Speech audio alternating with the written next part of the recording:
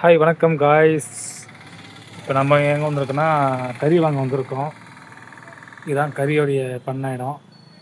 இப்போ அங்கே தான் நம்ம கறி வாங்க போகிறோம்.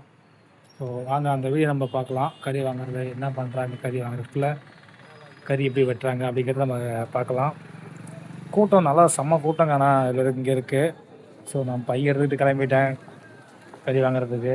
நான் போகிறேன். அந்த மாதிரி லைனில் பார்த்தா இந்த பக்கமும் அந்த பக்கமும் எல்லா பக்கமும் செம்ம கூட்டம். எங்கே கறி வாங்குறதுனே தெரியல, அந்த அளவுக்கு பிஸியாக இருக்கிறாங்க எல்லாமே. சும்மா நேரத்துலேயே 8 மணி 9 மணிக்கே செம்ம கூட்டம். அதுவும் அந்த நாளில் ஆடி மாதன்ற போது சொல்லவே வேணாம்.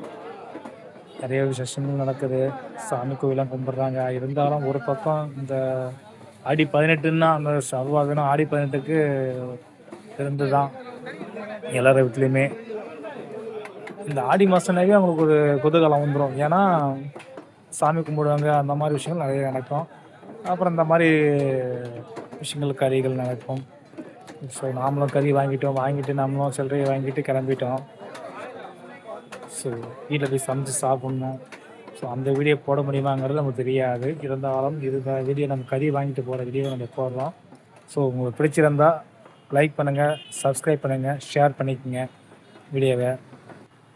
கமெண்ட் பண்ணுங்கள் பிரதர், ஏதோ ப்ராப்ளமா நான் திருத்திக்கிறேன், சரிங்களா?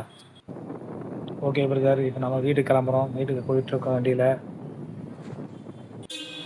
என்ன நடக்க போகுதுன்னு நமக்கு தெரியாது. ஸோ நான் செல்லு பார்த்தோன்னா நான் மொபைல் மூலமாக தான் எடுத்துகிட்ருக்கேன். செல் மூலமாக எடுத்துகிட்ருக்கேன்.